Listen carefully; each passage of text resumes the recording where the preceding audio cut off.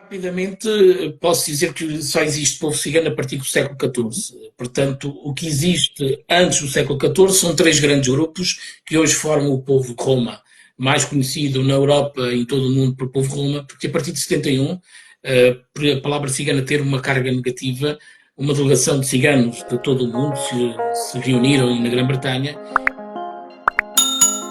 Bom dia, boa tarde, boa noite, pessoal.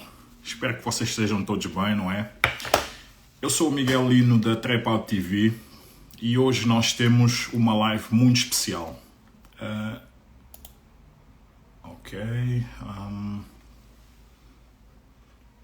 Deixem-me só chamar o nosso convidado muito rapidamente. Boa tarde, finalmente. Eu tenho que mudar isto, peço desculpa. Força. Eu estava aqui a dizer que existem muitas coisas sobre os ciganos, mas eu, como não sou cigano, não posso estar aqui a falar pelos ciganos, certo? Então eu gostaria que o Bruno se apresentasse quando puder e daremos início à live. Eu peço desculpa, eu estou a entrar pelo telemóvel, peço imensa desculpa, Miguel, mas de facto estava muito difícil através do computador. Peço desculpa, espero que estejam a ouvir bem. Aqui ninguém pede desculpa, aqui é tudo família, aqui nós estamos todos em casa. Ok, peço desculpa, se calhar as condições não são as melhores, mas pronto, vamos tentar então. Desde já agradeço pelo convite, é sempre uma enorme oportunidade. De facto, venho também acompanhando o Miguel, portanto, também no seu trabalho, nas coisas que vem dizendo, enquanto ativista dos direitos humanos também, que acho que, de facto, estamos todos aqui numa consonância. E, claro, fico agradado que tenhas decidido, de alguma forma, falar um pouco também sobre as comunidades ciganas, da qual eu pertenço, né? Sou português com muito orgulho, mas também pertencente a uma comunidade que já cá está há 5 séculos em território português, e claro, continuamos a ser vistos muitas das vezes como eternos estranhos, não é? Num momento em que de facto o mundo dá uma viragem, como todos nós sabemos, e estamos a sofrer um bocadinho na pele, com os aspectos políticos na Europa, que têm, portanto, e vindo a afetar a vida das pessoas racializadas, não é?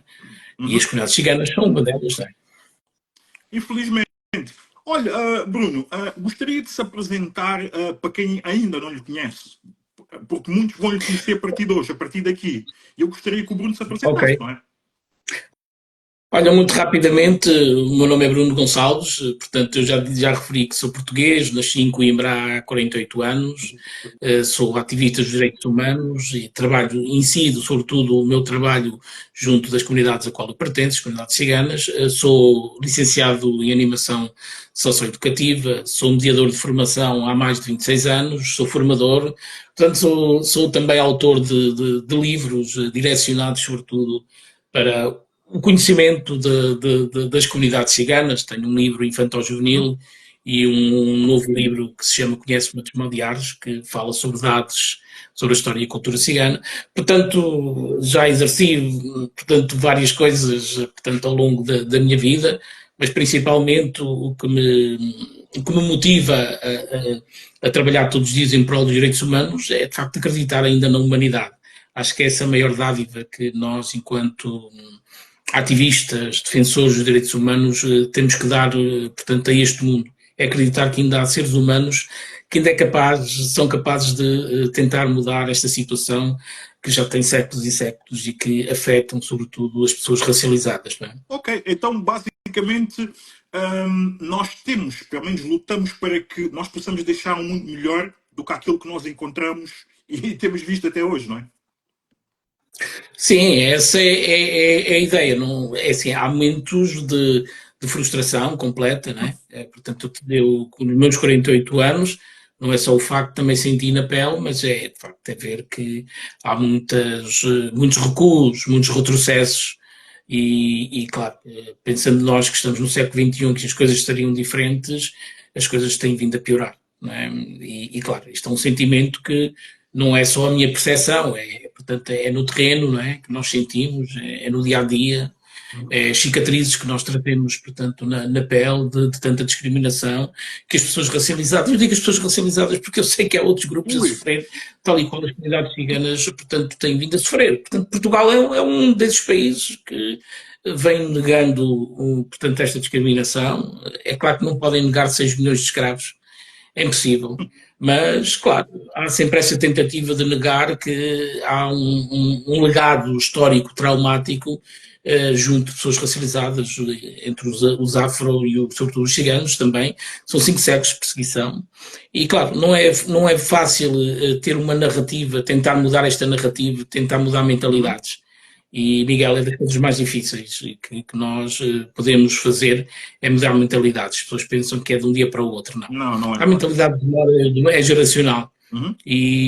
Claro, o que me motiva todos os dias a lutar é saber que os nossos filhos, as novas gerações, com o nosso trabalho, poderão sofrer muito menos. Eu não acredito que não sou, portanto, utópico de dizer que a discriminação vai acabar. Todos nós sabemos que, por muito que nós possamos fazer politicamente, o racismo não vai acabar por decreto, jamais. São as mentalidades que, portanto, podemos dizer que demoram gerações e o que nós temos visto e observado ao longo dos tempos é que as mentalidades estavam adormecidas e neste momento há um despertar de algumas mentalidades em algumas sociedades da Europa, o que me deixa triste, porque 80 anos passaram sobre o Holocausto. E claro, isso penso que eu acho que também há um grande problema, sobretudo a nível da educação, a educação e instrução escolar dos nossos sistemas de ensino. Acho que Portugal, por exemplo, eu tenho a impressão que alguns professores falharam. Falharam porque o 25 de Abril e a questão também do Holocausto devia ser lecionado exaustivamente. Exatamente. Porque mas temos muitos jovens... Desculpe cortar o seu raciocínio. Nós já vamos chegar aí. Sim, Miguel. E se o Bruno responder já, depois... Eu falo muito. Não, falamos todos. Eu tenho aqui problema, ninguém é perfeito. Aqui ninguém é perfeito. Mas olha, veja o seguinte. Para quem não conhece, porque infelizmente ainda existe muita ignorância sobre quem são os ciganos, o que é que o Bruno gostaria de dizer sobre a história dos ciganos? De onde é que os ciganos vieram? Como é que funciona isso tudo? Sim, olha, muito rapidamente posso dizer que só existe povo cigano a partir do século XIV. Portanto, o que existe antes do século XIV são 3 grandes grupos que hoje formam o povo de Roma, mais conhecido na Europa e em todo o mundo por povo Roma, porque a partir de 71, por a palavra cigana ter uma carga negativa, uma delegação de ciganos de todo o mundo se reuniram na Grã-Bretanha e decidiram, portanto, pedir à comunidade internacional que, portanto, os ciganos começassem a ser reconhecidos ou conhecidos com a nomenclatura Roma, que quer dizer humanos, na língua cigana, e que engloba 3 grandes grupos. Os Roma, que são o maior grupo, os Sinti, que são o grupo que mais foi afetado, portanto, no Holocausto, e os Calons ou os Calés, que é o grupo que se fixou na Península Ibérica, que depois, portanto, depois do degredo, foram para a América do Sul, a América Central, e, claro, muitos deles foram de Espanha e de Portugal. Portanto, eu sou um português, pertencente ao grupo Calon. Portanto, a maioria dos ciganos em Portugal fazem parte do grupo, portanto, Calon. Chegaram no século XIV à Europa. Quando chegaram no século XIV, estes 3 grupos, devido, portanto, às guerras e à ocupação do Império Mongol, portanto, estes 3 grandes grupos tiveram necessidade de sair e chegam ao século XIV, portanto, do terceiro ao século IX imigrações, chegam ao século XIV à Europa e entraram por 2 rotas e aí foram confundidos porque tinham, portanto, estado alguns grupos no Egito, começaram a ser chamados egiptanos, egipcianos, e é a partir daí que surge, portanto, o povo cigano enquanto ele é conhecido, porque é um erro, portanto, dos europeus, pelo facto de pensar que os ciganos, esses grupos vinham do Egito, começaram a chamar egiptanos e egipcianos. E, claro, chegaram ao território português, portanto, nos finais, segundo o que dizem os dados históricos, os finais do século XV. E, claro, já cá estamos, portanto, em território português, falando propriamente dos ciganos portugueses, dos Calons, há mais de 5 séculos. Só para uma curiosidade, em 2026, no dia 16 de maio, vamos ter que relembrar, infelizmente, 500 anos de perseguição aos ciganos, porque a primeira lei foi a 16 de maio de 1526. Portanto, são 500 anos, é uma história desconhecida, como é também desconhecida muitos factos históricos relativamente, portanto, às pessoas, portanto, das colónias africanas, não é? Portanto, as perspectivas que são lecionadas são sempre uma perspectiva de um povo português muito corajoso, muito valente e muito bonzinho. Esta questão do lusotropicalismo que tem vindo, de facto, a atrapalhar e muito, portanto, as perspectivas que deveriam ser reais. Ok. E o Bruno gostaria de falar sobre as tradições dos ciganos, porque existem tradições portuguesas e muito provavelmente também existem tradições só do povo cigano. Olha, Miguel, deixa-me dizer, grande parte das tradições que hoje os calões portugueses usam são tradições portuguesas. Portanto, nós temos muito impacto da cultura portuguesa nos nossos hábitos. Isto porquê? Porque era necessário adaptar para sermos bem recebidos. Portanto, se nós temos hoje uma tradição que é muito associada às comunidades ciganas, que é o luto, erradamente, mas o luto não passa de uma tradição católica apostólica romana, que foi introduzida pela Rainha Vitória, e que muitas das vezes as pessoas associam, mas nos anos 30, 40, até o êxodo rural em Portugal, uma boa parte dos portugueses não ciganos praticavam o mesmo luto que os ciganos hoje utilizam. Portanto, os ciganos mantêm hoje tradições que os portugueses abandonaram após o êxodo rural. Portanto, grande parte das tradições dos ciganos, grande parte delas, são todas influenciadas por tradições que, na altura antes do êxodo rural. Portanto, nós temos muito pouco, a não ser a bagagem que trouxemos, talvez, da música, que podemos dizer que é aquela, talvez, que seja mais importante, da língua, que continuamos a manter, portanto, o nosso dialeto que está em desuso devido às leis repressivas, porque não, foi uma língua que nunca se escreveu, então foi-se perdendo ao longo do tempo, mas que ainda permite, com todas as suas adulterações, que os ciganos consigam manter uma conversação. Agora, se formos a ver na base, na gênese, portanto, das palavras, da origem das palavras, já pouco tem do romani, mas continua, portanto, a manter, portanto, uma conversação. Mas, claro, isso é o que eu posso dizer, porque grande parte dos casamentos são, de facto, tradições que muito semelhantes ao que as populações, portanto, portuguesas faziam no passado. Nada é assim tão diferente, não é? Portanto, o que nós continuamos a fazer é manter um pouco dessas tradições e que às vezes causa algum espanto a uma boa parte das novas gerações, porque de facto não têm esta capacidade de recuar atrás e perceber que os avós ou os bisavós também faziam a mesma coisa, não é? Portanto, há só uma condição que também altera um bocadinho algumas situações, portanto, nas comunidades ciganas, que é o nomadismo forçado. Esta ideia que os ciganos foram nómadas por estilo de vida é uma falácia completa. Existem leis repressivas, sobretudo na República, desde 1920 até 1989, já após o 25 de Abril, que perseguiam, portanto, especial vigilância, portanto, aos ciganos, e que fez com que os ciganos hoje tenham várias assimetrias. Uma delas a nível educativo.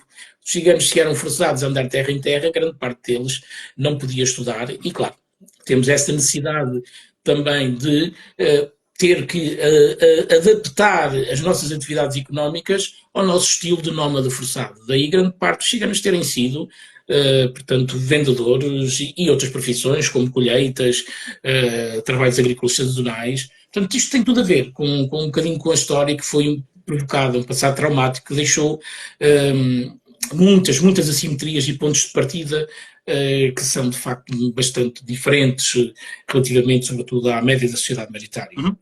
E, claro, isso paga-se caro. Ok. Isso vai exatamente ao encontro à minha próxima pergunta. Qual é a importância da educação para o povo cigano contemporâneo? Porque eu sei que existem muitos ciganos que já têm o curso superior, existe o seu caso, nós temos jogadores de futebol, nós temos várias pessoas ligadas ao teatro. Qual é a importância da educação para o povo cigano, de certa forma, não é? A instrução escolar aparece, Miguel, como uma necessidade há muito pouco tempo. Isto porquê? porque os ciganos, enquanto vendedores ambulantes, e eram as feiras e os mercados eram atividades rentáveis, os ciganos não precisavam, portanto, de uma mão de obra especializada ou uma formação académica alta para exercer a sua profissão. Ainda por cima, sabendo que do outro lado o sistema rejeitava quem tivesse, de facto, interesse em ter outra profissão. É claro que numa sociedade exigente e competitiva, portanto, nos últimos 15, 20 anos, se produziu também internamente, dentro das associações e ativistas ciganos, a necessidade de facto, de ter a instrução escolar. E, claro, nos últimos anos, hoje há uma parte da comunidade cigana que vê que, de facto, sem instrução escolar as coisas serão muito mais difíceis. Se são difíceis sem instrução escolar as coisas serão muito difíceis. Agora, há uma consciência de, de facto, não é porque nós estudamos que a mobilidade social aparece e que tudo... Não, é mentira. Portanto, eu sou coordenador de um programa que é uma política pública, sou coordenador por parte da minha associação Letras Nómadas, de um programa que está há 8 anos, que se chama OPRÉ, e que nos últimos 8 anos conseguimos licenciar cerca de 40 jovens e 6 mestrados. Convém, há de facto um início de um caminho que se está a fazer com uma parte das comunidades ciganas. Ora, como em tudo, há outra parte da comunidade cigana que acha que o facto de irmos para a escola poderá ser uma perda de tempo, porque do outro lado a sociedade não vai, portanto, responder. Na verdade, todos nós temos essa percepção que vai ser difícil, mas nada é impossível. Porque nós não acreditamos. Esta questão da meritocracia para as pessoas racializadas também é uma falácia. Acho que essa narrativa é muito triste quando as pessoas dizem que da meritocracia é impossível. Nós o que tivemos, as pessoas racializadas, tivemos de facto pessoas boas. Essas pessoas boas foram aquelas que nos deixaram a porta encostada. Não nos deixaram a porta aberta. Deixaram-nos encostada. E há outros que até fizeram uma coisa, fecharam a porta ao trinco e deixaram-nos a chave debaixo do tapete para a gente poder abrir e entrar. Agora, de facto, o nosso processo é muito difícil para todos. As pessoas racializadas continuamos, de facto, a ver na sociedade portuguesa, nas sociedades europeias, a pouca representatividade e a valorização que fazem as pessoas racializadas. Basta ver que nós temos de ser validados todos os dias pelos demais. E isso é muito triste. Quando eu tenho que ser, ou quando o Miguel tem que ser validado, só pelo facto de ser negro ou pelo facto de eu ser, portanto, cigano. Ok? Portanto, esta sociedade continua a reproduzir ainda, portanto, estes preconceitos e porque os privilégios não querem ser distribuídos. E querem ter os privilégios. E esta questão do racismo, quando nós falamos de racismo, nós não falamos de uma relação interpessoal. Falamos, sim, de uma relação de poder. Ora, os negros e os ciganos nunca tiveram poder, seja ele económico, político ou social.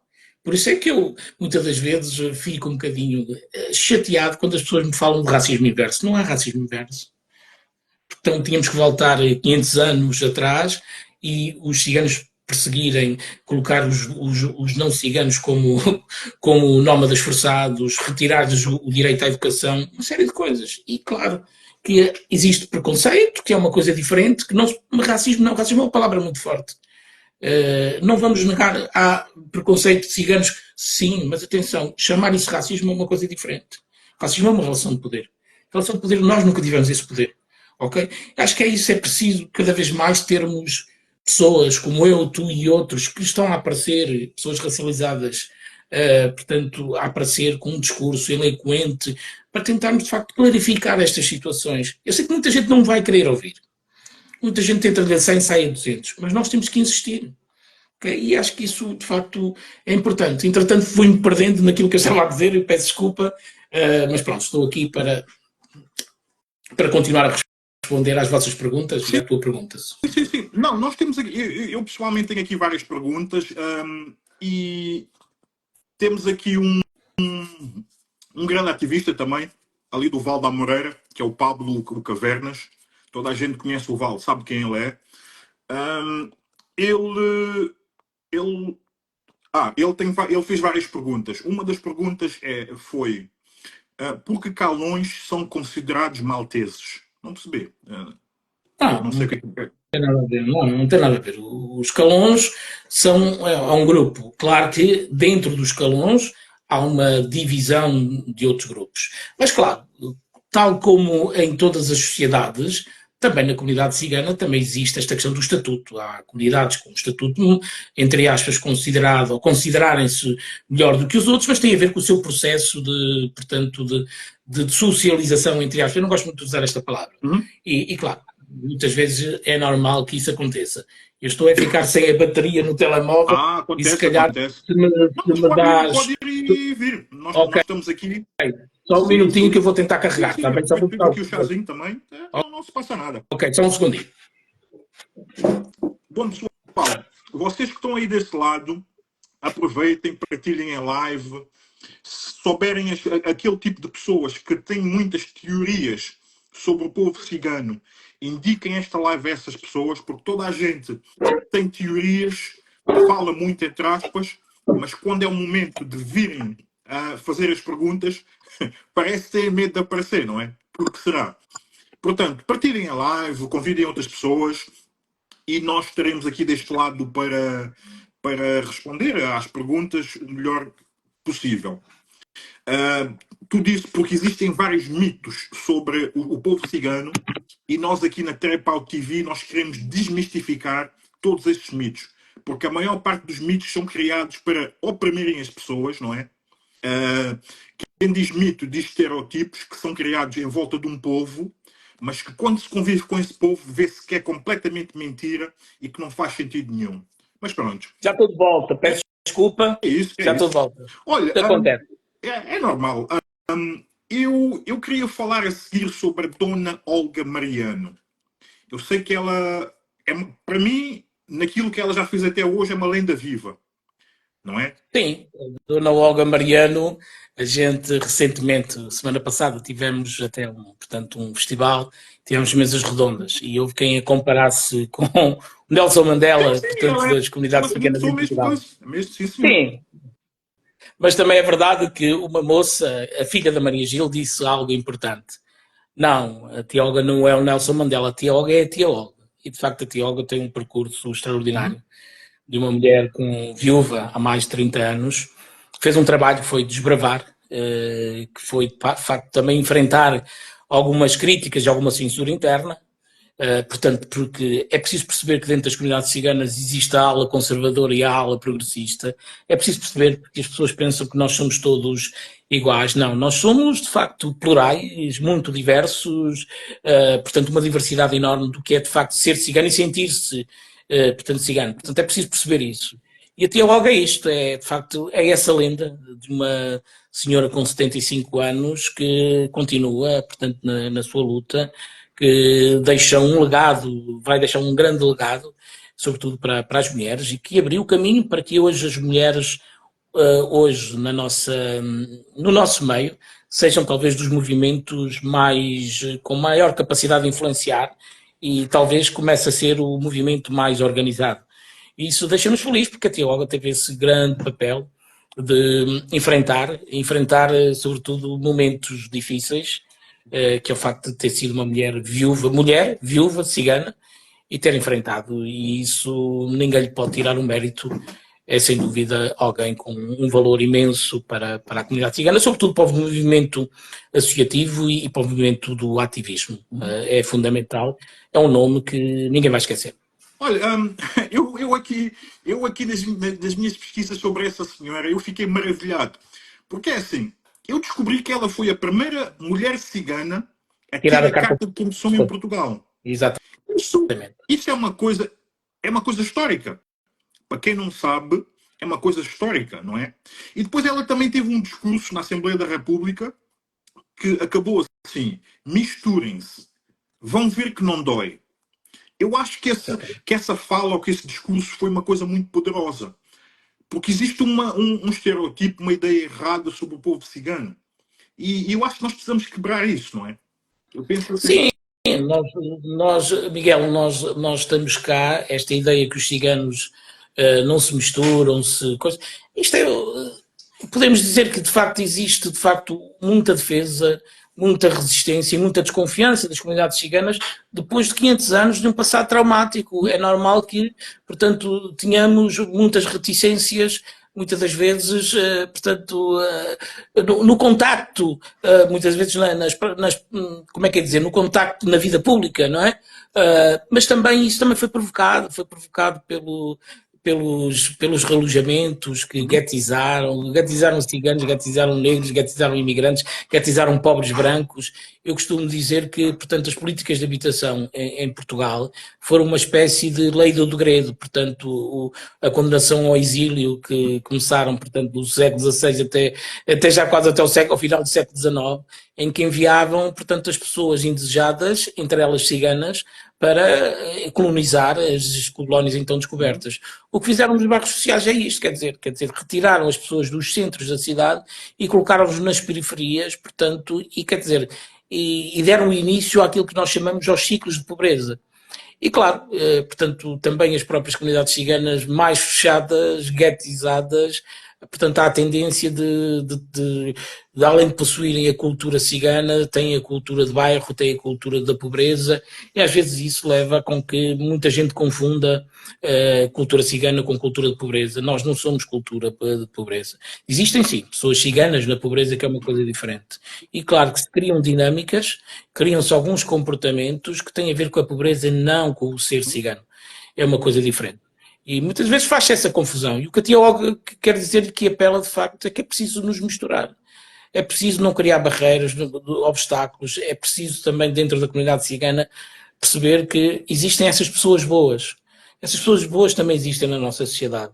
Claro que há uma parte que, de facto, nos rejeita, que nos odeia. Eu falo da palavra ódio com alguma tristeza, mas existe ódio na nossa sociedade. Então o que ela diz é o incentivo, é o dizer vamos nos misturar, porque de facto nós precisamos de nos conhecer. Por isso é que o meu livro se chama Conhece-me antes de me odiares. Há quem diga que é um título provocador. Eu digo que sim, que é mesmo provocador. Mesmo que ser. Porque de facto tem que ser provocador, que é mesmo para levar as pessoas a conhecer. Porque acho que as nossas sociedades fazem uma coisa, coexistem, não convivem. E coexistir, há quem possa pensar que é uma palavra até que não é assim tão má, que é tolerável, mas para mim não. Eu não quero coexistir, eu quero conviver. E acho que isso é que é importante. E acho que muitas das vezes, até mesmo os próprios espectros políticos, os partidos políticos, metem de facto as pessoas em guerra e fazem com que, de facto, sobretudo nos bairros sociais, nas zonas marginalizadas da nossa sociedade, colocar uns contra os outros para ver quem é que não desce de divisão. Isso é muito triste. E às vezes há pessoas das nossas comunidades que caem nessa conversa e, infelizmente, cria-se aqui muitas fricções que não se deviam fazer. Exato. Não se deviam acontecer. Eu gosto sempre de falar sobre a cultura. Eu sei que o povo cigano, durante os séculos, tem contribuído muito, mais do que aquilo que as pessoas possam imaginar, porque eu sei que a maior parte das pessoas não tem a noção daquilo que o povo cigano tem feito no mundo inteiro. Mas vamos falar um pouco sobre Portugal. Nós temos ali a Dona Maria Gil, que eu sei que ela faz teatro, é escritora, assim como o Bruno também é. O que é que você pode nos dizer sobre essa senhora? Eu depois tenho uma pergunta curiosa sobre ela, que eu fiquei assim um bocado chocado quando descobri também. Maria Gil tem algo que vai ficar na história. Ela nem tem noção, de facto, do trabalho que ela tem vindo a fazer, porque tem ela lutado bastante para que haja representatividade cigana também na arte em Portugal. E sobretudo na área do teatro, do cinema. E ela é responsável por ter criado com muito sacrifício 2 filhos, que um deles bastante conhecido, que é o Vicente Gil, é um ator que já participou em filmes e também na série Morangos com Açúcar, e outro filho, que é o Salvador, que além de produtor é também um ator, tem vindo a ser nomeado. E ela própria, que tem um talento enorme, que já fez séries de TV, também de teatro, mas que acima de tudo ela tem algo que é importante, que é conciliar a sua arte de atriz com o ativismo dos direitos humanos. É uma incansável, portanto, mulher cigana que luta. Ela costuma dizer que não é feminista, porque de facto ela não se revê muitas vezes no dito feminismo branco. Tradicional, exato. Entendo. tradicional, Uhum. ela revê-se, portanto, num feminismo que de facto foge do padrão do feminismo branco, porque todos nós percebemos que há o caso da senhora africana, como é que ela se chama? Simões, a Cláudia Simões, Uhum. que foi, Uhum. portanto, agredida, e eu não me recordo, portanto, nessa altura, de algum movimento feminista ter saído à rua em defesa, portanto, da Cláudia Simões. E claro que isso deixa-nos a nós, pessoas racializadas, e as mulheres ciganas portanto, afro-racializadas, mulheres negras racializadas, deixa-nos tristes, de facto, porque continuamos a estar sozinhos, portanto, estamos a defender um feminismo claro, na altura em que, de facto, precisamos, as Eles pessoas, calam-se. eles calam-se. E a Maria Gil é isso. A Maria Gil não tem noção de todo o trabalho que ela tem vindo a fazer, das contribuições que tem vindo a fazer para o nosso meio, enquanto ativista, mas acima de tudo ter criado com muito sacrifício 2 filhos que nós sabemos que são uns talentos e que acima de tudo vão dar muito orgulho a Portugal e também nos orgulham a nós, enquanto comunidade cigana, porque eles serão modelos para outros jovens, portanto, seguirem as pisadas.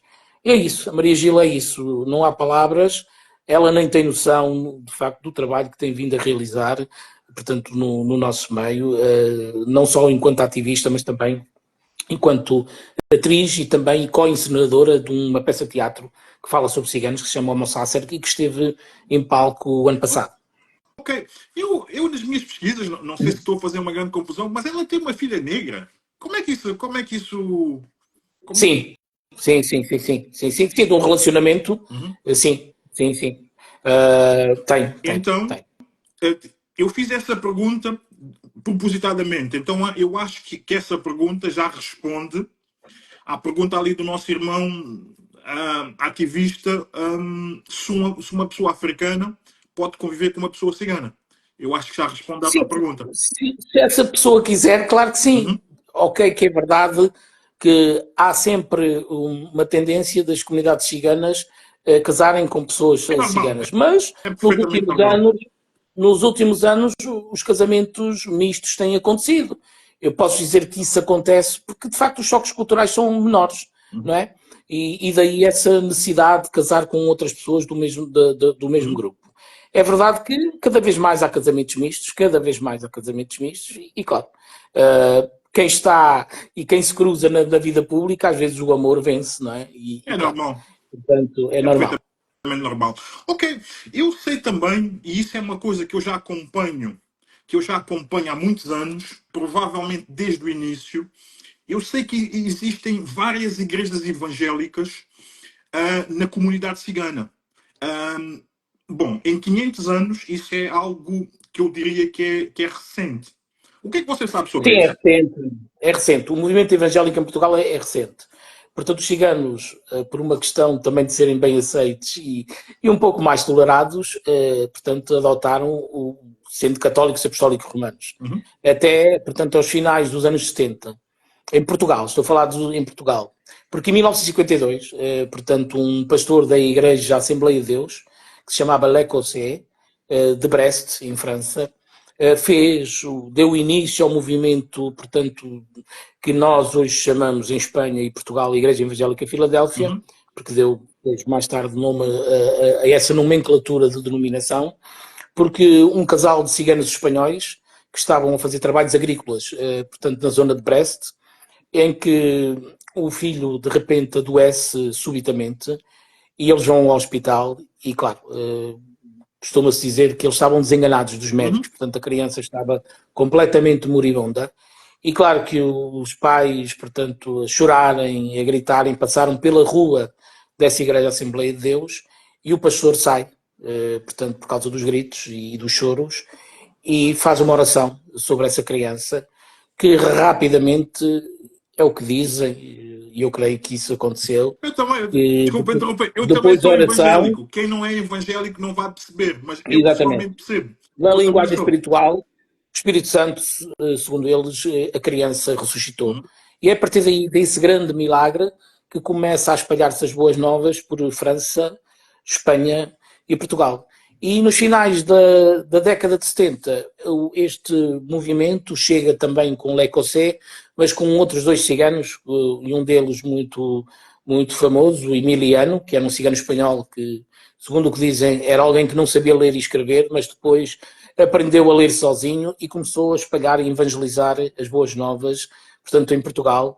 E claro, hoje é um movimento, talvez um dos movimentos maiores, quando nós falamos de associações de pessoas, é o movimento da Igreja Evangélica de Filadélfia, e agora tem outras igrejas que são algumas dissidências, outras não, É normal. de novas igrejas, entre elas a Igreja Shalom, a Igreja Betel, a Igreja Cristo para Todos, mas uma coisa é certa, 60% dos portugueses ciganos são evangélicos. Algo que mudou, portanto, a partir da década de 70 e com mais frequência na década de 80, e tiveram um papel importante, que deixa-me dizer isto, Miguel, foi o facto de, na altura da década de 80, ter entrado, portanto, drogas, hoje como a heroína, e onde muitos jovens ciganos, portanto, caíram nessas malhas, e eles conseguiram, de alguma forma, recuperar esses jovens, e hoje, uma boa parte dos pastores com 50 e 60 anos eram ex-toxicodependentes. E, claro, de facto, o Evangelho fez esse trabalho, que foi fundamental, e contribuiu, de alguma forma, para uma boa socialização de uma parte das comunidades ciganas. Portanto, estamos a falar de 60% neste momento, que eu creio que poderá vir a aumentar nos próximos anos. Então, podemos concluir que a fé, para além daquilo que muitas pessoas pensam erradamente, tem uma grande importância para o povo cigano. Poderíamos concluir isso. Atualmente poderá ser, portanto, das coisas mais importantes. É claro que todos nós sabemos que as dinâmicas, portanto, do Evangelho poderão trazer muitas vezes coisas, algumas que entra-se num aspecto do fanatismo, não é? Muitas vezes pode acontecer isso, mas isso é uma coisa normal. Mas o meu receio é que, de facto, também se possa produzir algumas mudanças, como o facto de hoje a música cigana secular não ser, portanto, muito bem-vinda no meio evangélico. E claro, isso muitas das vezes é preciso ter atenção e haver equilíbrio. E esse é uma das minhas preocupações enquanto dirigente associativo, enquanto cigano também, é que de facto haja transformações que nos possam apagar valores simbólicos muito importantes, como a dança e como a música. Eu creio que é preciso ser equilibrado, que de facto Deus não se agrada também do fanatismo, não se agrada de dinâmicas que muitas das vezes podem comprometer coisas importantes da cultura cigana. Entre elas a música e a dança, que são, portanto, valores simbólicos importantes. Ok.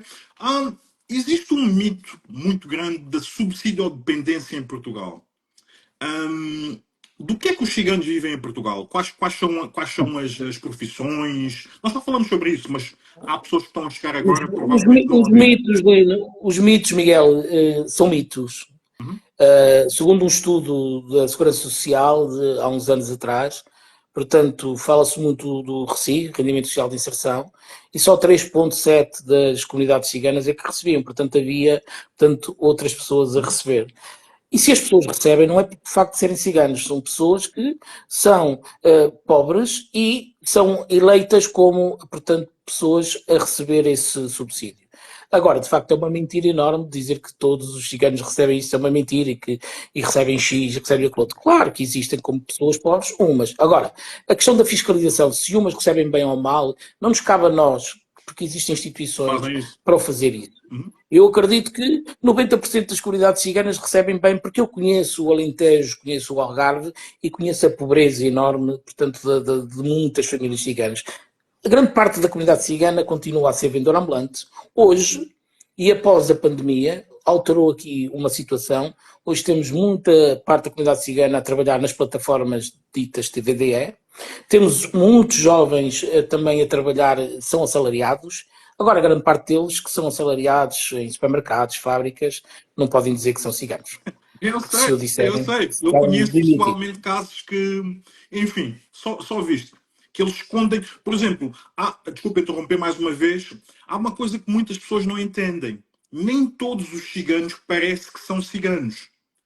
Não, os traços físicos alteraram-se, era aquilo que tu estava a dizer. A miscigenação Os casamentos mistos também alteraram bastante a fisionomia das comunidades ciganas. Eu já, se calhar, já não podia negar, mas, por exemplo, tenho pessoas, grande parte dos jovens que estão no Ópera, que nós dizemos filhos de pais e de mães ciganos, mas que já não têm traços físicos. E isso muitas vezes conseguem, portanto, passar pelos pingos da chuva. É bom, por um lado, conseguem manter, portanto, alguma sustentabilidade, mas é mau porque não conseguem, de alguma forma, dar exemplo para outros jovens que é preciso. Portanto, e também o exemplo mais negativo é o facto de continuarmos a ter uma sociedade completamente preconceituosa se as pessoas querem ou não querem. E quando descobrem, muitas vezes é complicado.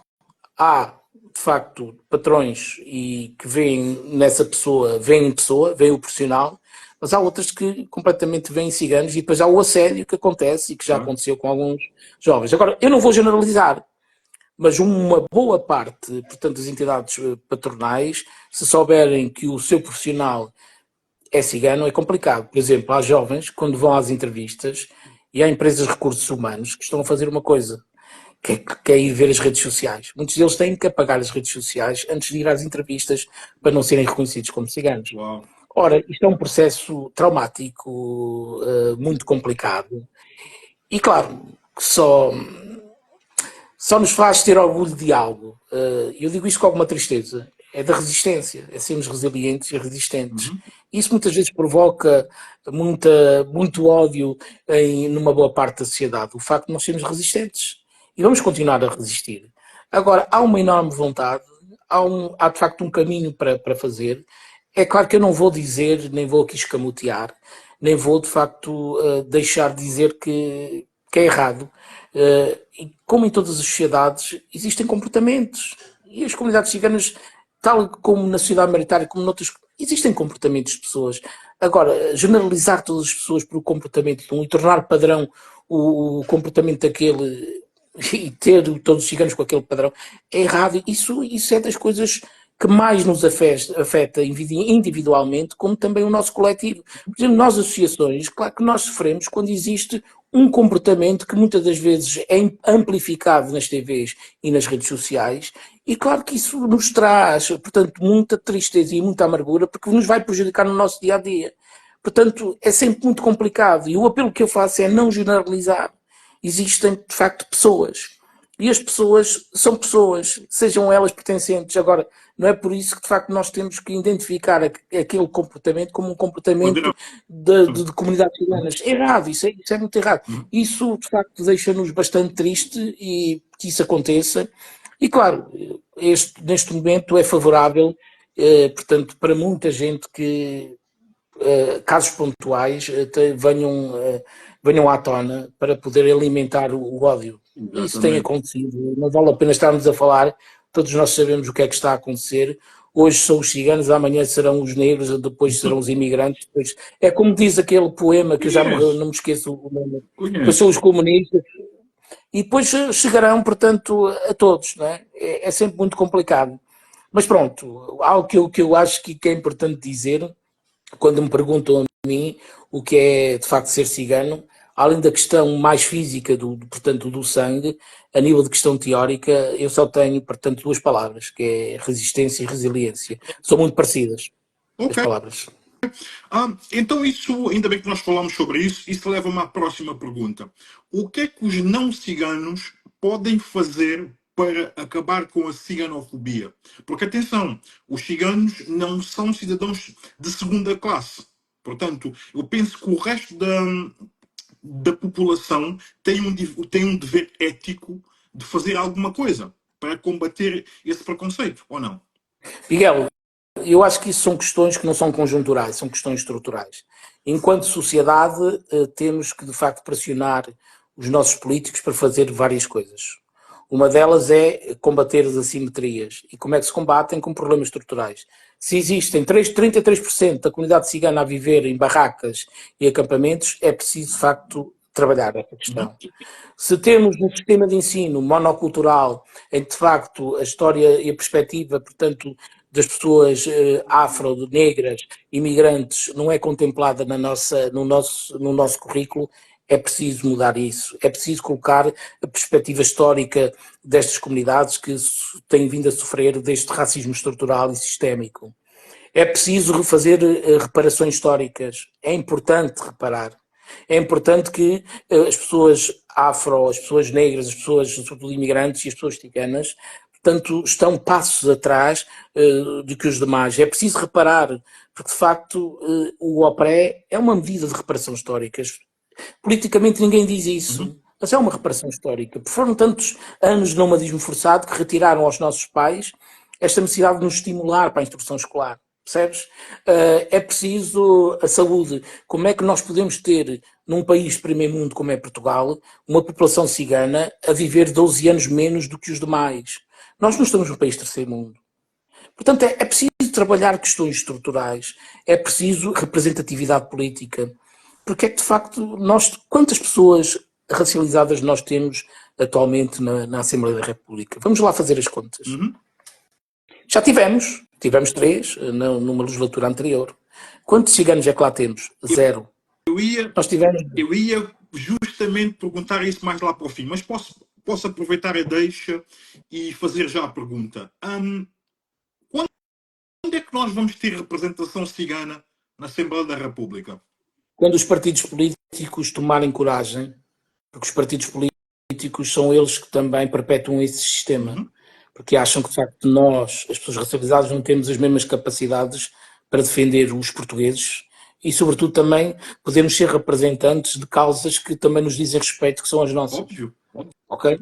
Portanto, nós vimos o que é que a deputada que foi eleita na outra legislatura, que eu esqueci o meu nome, pelo LIVRE, e que depois ficou deputada independente, o que ela sofreu. A Qatar. Exatamente, a Qatar. A Qatar. Exatamente. Joacine Qatar. Joacine Qatar Moreira.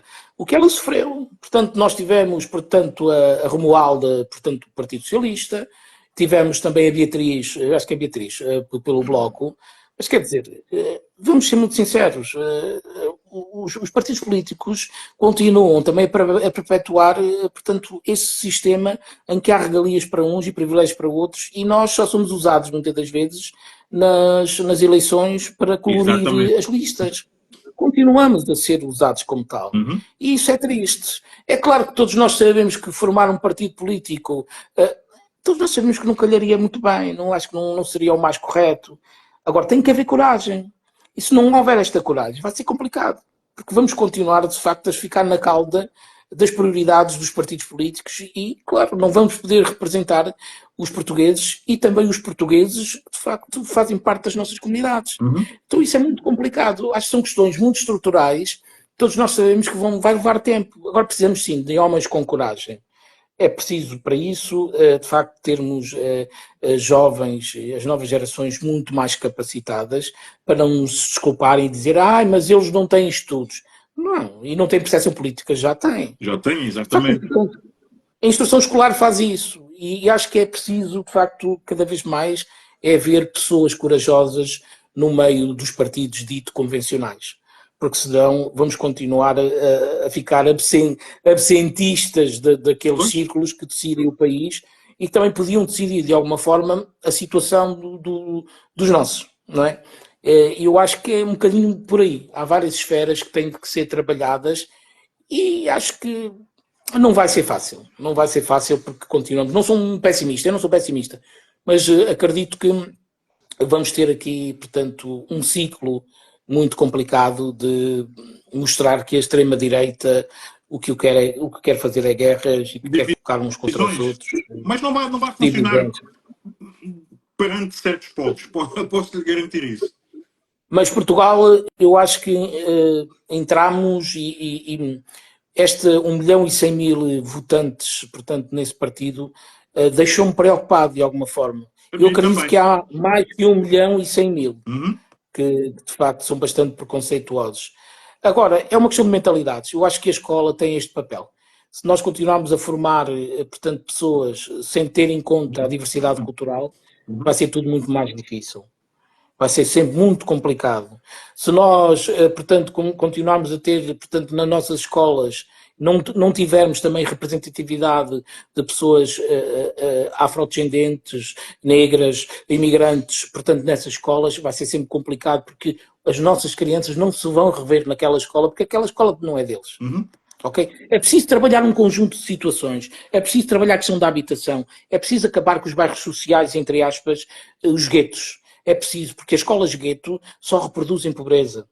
Portanto, esta mania que se teve, vão para um bairro e temos a escola perto, só reproduz o pior que existe. É preciso disseminar as pessoas pela malha urbana. Nós temos que ter o direito a conviver, não a coexistir.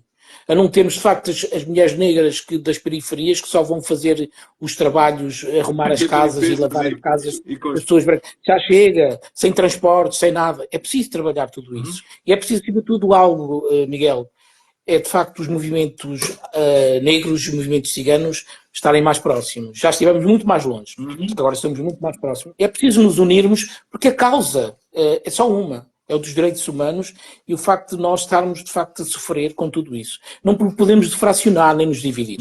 Acima de tudo isso. É exatamente isso que nós estamos a fazer neste exato momento. Mas olha, eu vou aproveitar aqui a deixa, não é?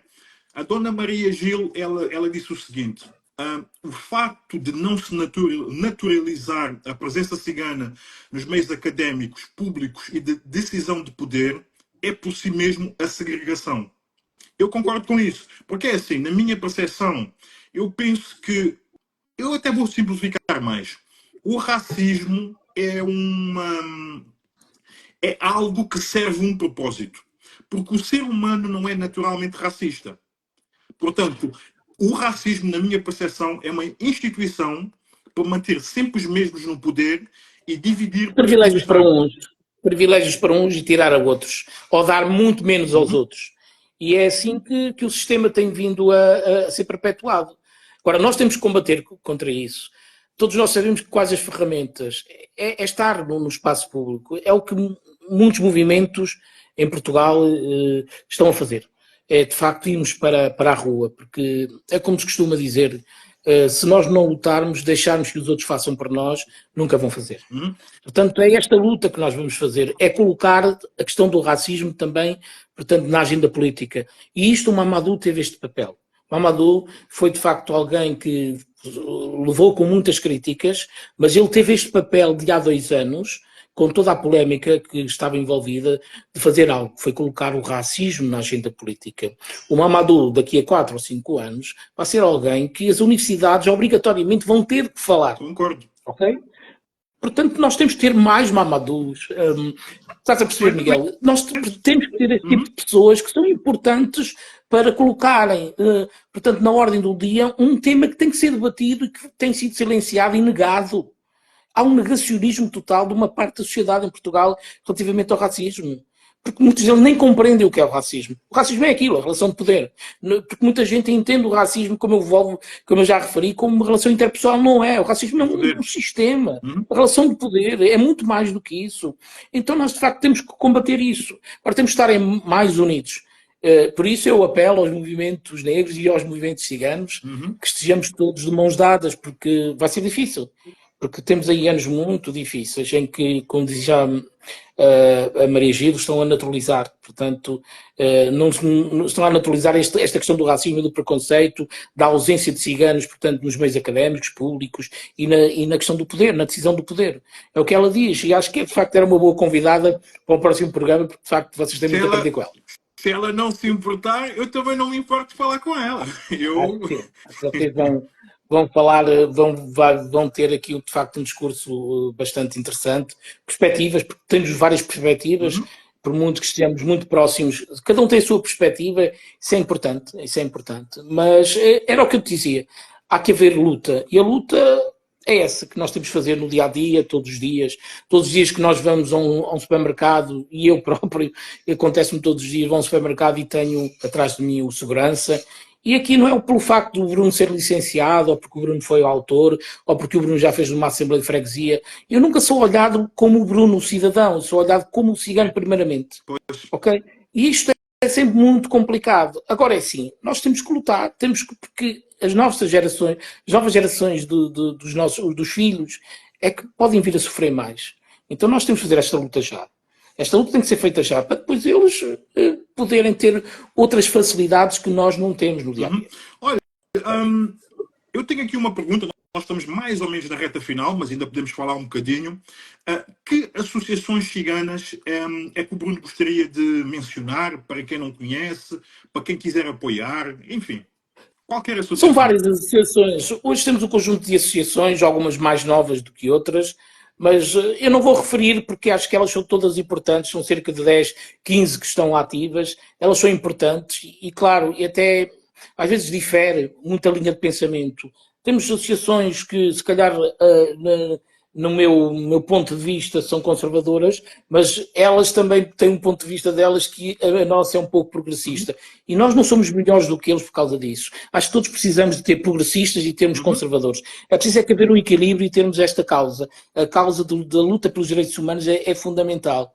E eu acho que isso é o mais importante, é de facto convergirmos, não é preciso convergirmos em tudo, mas é portanto convergir em aquilo que acho que é importante para as novas gerações de pessoas, sobretudo as pessoas racializadas. Eu não falo em ciganos, eu falo das pessoas racializadas, Exato. eu luto por elas todos os dias. Exato. Eu luto por elas todos os dias. Ok, então existe algum pensamento final, alguma... já me ia esquecendo. Gostaria de aproveitar a deixa para fazer publicidade dos seus livros, não é? Porque muita gente Já agora? vem desse lado não sabe que o Bruno é escritor, que tem livros publicados. Então, eu sou autor, não me digo que sou escritor, eu escrevi por missão. Eu acho que já cumpri a minha missão, que foi de facto escrever a história do Ciganinho Chico, que tem o papel de falar sobre a história e cultura cigana e que está direcionado para as escolas. Portanto, é um livro que eu acho que atualmente vejo que é um livro bastante interessante e só me dou conta, portanto, do feedback que me dão dele, porque também tive a oportunidade de apresentá-lo no Brasil, mas nunca pensei que tivesse a repercussão que teve e o sucesso que ele tem tido. Já foi adaptado para livros, para filmes, para livros para teatro, de fantoches, teatro, e eu acho que isso de facto me deixa satisfeito. Acima de tudo, deixa-me satisfeito o facto de comover crianças, e crianças ciganas ou não ciganas que se comovem com o livro. Para isso, para mim, é o mais importante. Esse livro, portanto, é a nossa associação, portanto, que vende, portanto, é a edição própria, a Ribalta Ambição, e, de facto, tem um papel importante de apoiarmos meninas ciganas com €1 da venda desse livro, meninas ciganas no seu percurso escolar. E depois temos o outro livro, que é mais recente, que se chama Conhece-me Antes de Me Odiares, que é um livro sobre os dados sobre história e cultura cigana, que eu acho que está um livro bastante interessante e que, portanto, também tem este papel de promover, de quebrar estereótipos e, de, acima de tudo, fazer algo que eu acho que é importante, que é convencer alguns jovens que estão, portanto, no ensino superior, nos mestrados ou doutoramentos, a investigar mais sobre a comunidade cigana. Nós precisamos de dados. E com estes dados podemos, de alguma forma, influenciar políticas. E esse também é interessante. Portanto, se estiverem interessados em comprar os livros, os 2 livros custam €13, os 2, mas se quiserem comprar o Conhece-me Antes de Me Odiares custa €7, e o Ciganinho Chico custa €7 também. E, claro, são livros interessantes que também ajudam aqui a causa. Portanto, depois eu posso deixar aqui o e-mail para vocês fazerem as vossas encomendas. Ok. Eu, por acaso, já agora aproveito, também está um livro interessante da Paula Moura, que também está aqui, que se chama portanto, As Andorinhas, portanto, que é um livro também interessante sobre as comunidades ciganas, sobretudo mais direcionado para crianças mais pequeninas, e que também é muito bonito. Portanto, a Paula não é da comunidade cigana, mas é alguém que trabalha também com a comunidade cigana e que, de facto, também escreveu um livro muito interessante. O que eu ia dizer a seguir era o seguinte: se puder, envie-me essa informação toda. Com certeza. E depois nós faremos a publicidade. Aliás, eu posso aproveitar a deixa. Se o Bruno quiser e puder, envie-me essa informação, que eu também tenho a mania que sou escritor. Vá. E eu sei. Posso fazer um artigo sobre o Bruno, com os livros e tudo, e depois organizamos isso. Eu agradeço. É isso. Eu agradeço. Eu é que agradeço o privilégio de ter o Bruno aí desse lado. Muito sinceramente. Ora, essa, para mim foi um enorme prazer conversar convosco e, portanto, gostava que de facto tivesse aqui uma difusão maior, mas penso que poderemos chegar cada vez mais a mais pessoas é interessante falarmos, conversarmos de temas que são tão importantes e que nos dizem tanto, não é? Porque sofremos na pele, não é? Um bocadinho, isso. Bom, então foi a live que nós pudemos ter, não é? A possível, para mim extremamente agradável, mas uma coisa é certa, o pessoal gosta de ver-nos a fazer isto, este tipo de coisas, de lives e etc. E depois com o tempo o pessoal vai se juntando e vai fazendo publicidade, o que é perfeitamente normal, na minha opinião. Bem, Bom, algum último pensamento ou ficamos por aqui? acho que vamos ficar por aqui. Não estou hoje assim tão inspirado, mas acho que é de facto é luta. Como dizia, a luta sigue. Vamos seguindo pela Exatamente. luta. Como dizia Ernesto Guevara de la Serna. Ok. Ok? Bom, muito obrigado pela sua presença. Um abraço. Muito obrigado a quem esteve desse lado e haveremos de voltar. Fiquem todos bem. Fiquem com Deus. Tchau, Um tchau. abraço. Deus abençoe. Igualmente.